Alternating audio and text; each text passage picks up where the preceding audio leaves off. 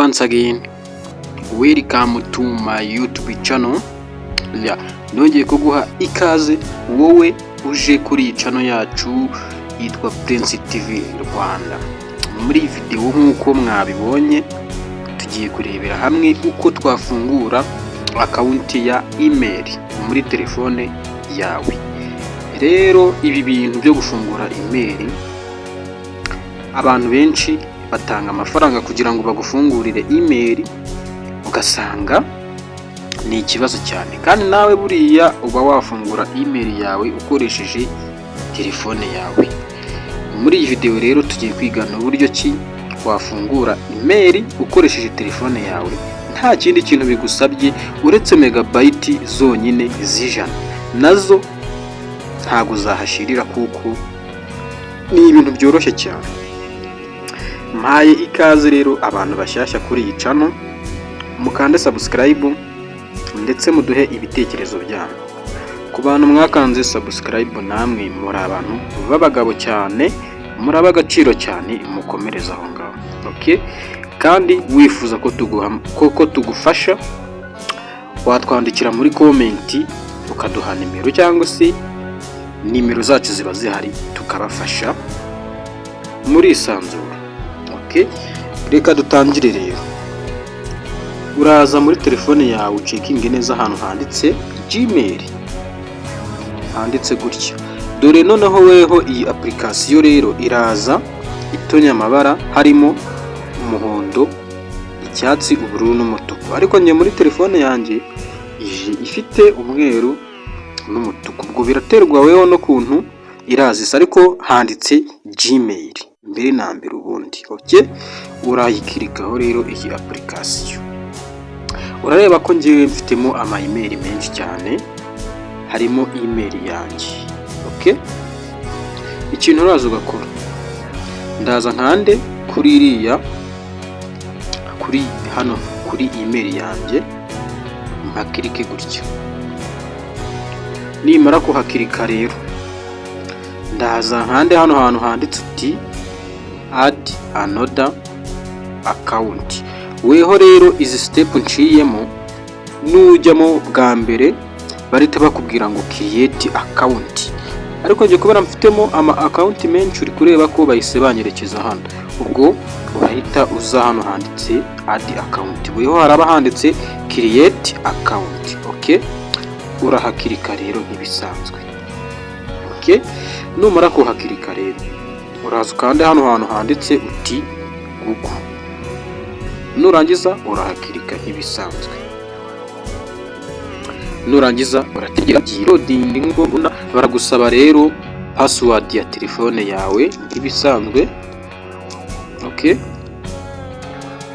Nurangiza utegereze byicekinge then dukomeze. Ya guys, ibi bintu bimaje gutwara abantu benshi amafaranga bitewe nuko batazi gufungura icyo bita email. Okay? Noneho rero urareba ko batuzanye hano.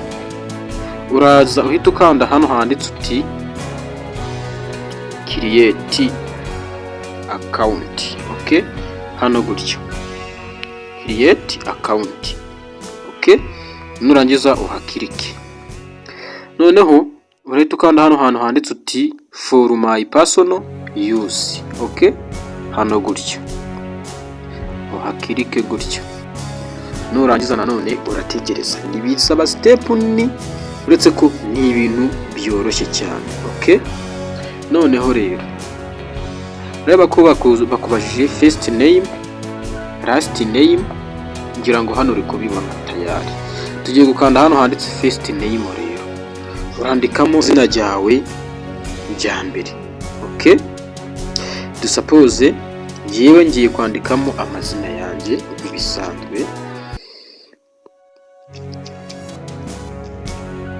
Okay? Noneho kuri last name naho uraza wandikemo uti wandikemo izina nyine ryawe rya kabiri. Okay?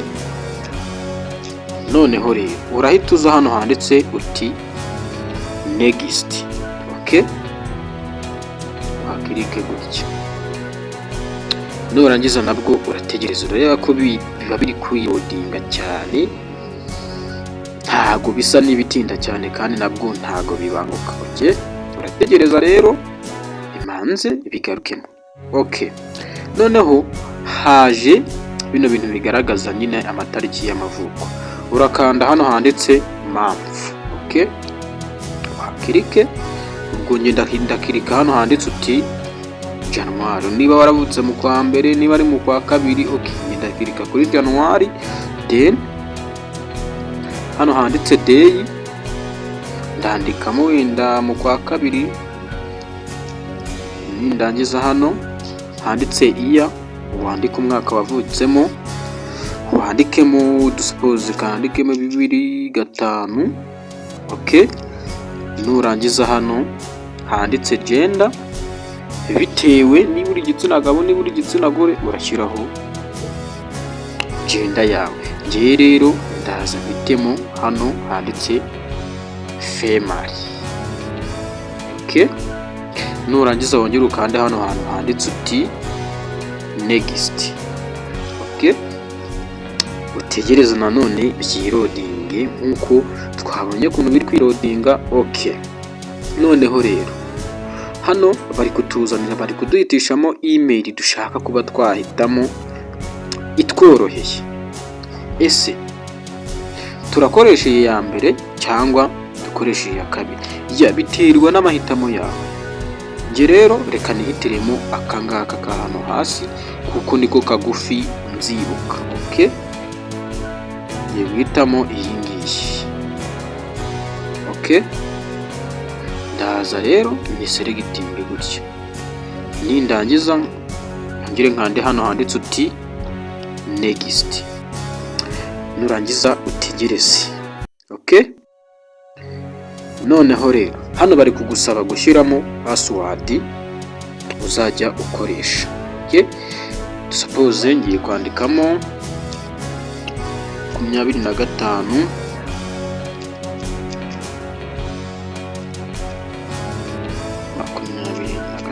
Suppose ngiye wenda katurenzeho arubasi. Okay, suppose ngewe iyi niyo password nshizemo. Okay, ndaza nkongere nkande hano hantu handitse uti next, akirike gutya.